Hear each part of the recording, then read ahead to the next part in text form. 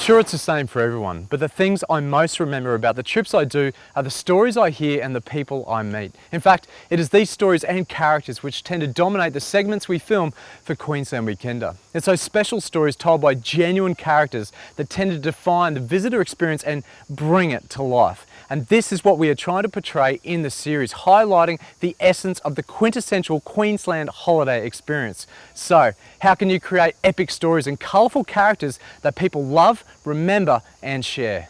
Hi, I'm Blair Alsop. I'm one of the Brisbane Greeters. Brisbane Greeters is a free public service provided by local volunteers. We show visitors the sights and hidden secrets of Brisbane. As a proud local, I enjoy showing my passion for Brisbane, which can be as simple as a walk around the block, a spin on a city cycle, or hopping on the city ferry to go explore the river and further afield. I get a real delight out of seeing the visitors' imagination spark when I tell them a story or a quirky fact. I love introducing both visitors and locals alike to Brisbane to encourage them to look around, to look up, to look down, imagine Brisbane's past and to consider its future. Brisbane stories can be found everywhere, out here in the streets, sometimes in the buildings, sometimes through the public art, and best of all, told by the people of Brisbane themselves. Of course, the local Yagara and Turrbal people have been here for tens of thousands of years. But here in Queen's Park, there's a statue of Queen Victoria, the Queen in Queensland. It's fitting that she should be here because this is the birthplace of European settlement in Brisbane some 190 years ago. This statue is one of the first statues ever erected in Brisbane, and the story behind it is really amazing. Statues, Brisbane, can be so much more when you discover the stories of the people behind them, and that's why we say, give me Brisbane any day. La Costa Motel is not a normal motel. We offer retro-style beach shack accommodation with the hospitality of the good old days. It's a bit like staying at your favourite auntie's beach house when you were a kid. Our motel was built in 1957 and our guests want to relive the easygoing, carefree beach holiday of that era. They can do this by relaxing in our deck chairs on the lawn or playing frisbee with the kids at the beach. It's good old-fashioned fun.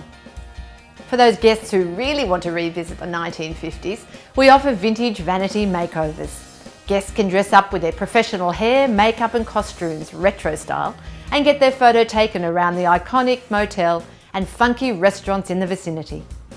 We take guests back to the fun and the nostalgia of the simple life in the 1950s, and they love it. One of our lead characters at Seawalkers, Gavin, our parrotfish. Gavin joins us on every dive and he just can't help himself but to photobomb each of our guests when they're getting their photo taken. Each of our guests love to have Gavin in their photos and to meet him underwater. He has become such a big part of our business that we feature him in our promotions and our website, and he's become actually a big international star. So our story starts before the visitor even arrives through our marketing.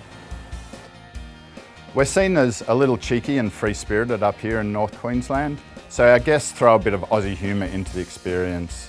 We personalise the helmets that our guests use and have some fun by giving the biggest bloke a helmet with the name Tinkerbell on it.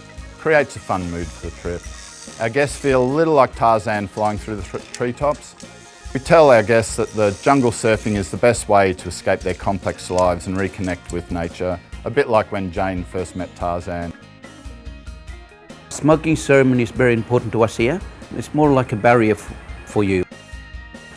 And when we take people through the rainforest, we do have a lot of sacred areas around. So when the person leaves from here, they don't have any bad spell, curse come upon them. With customers that we have on a guided walk, when you show them things like that, it really spins them out. And to come all the way from all over the world to come and see something like that, and that's what they really love to see. Not just to see the dainty rainforest, but to learn more about our culture, and that's what we love sharing. So what is your story? How you connect with your guests? Is it the romance of swinging through the treetops like Tarzan and Jane, or a historical yarn from a local? Who are the main characters? Do you have a lead character like Gavin the parrotfish to delight your guests, or Blair from Brisbane Greeters to share his story and connection with the place? Does it provide insights into the current local culture and lifestyle?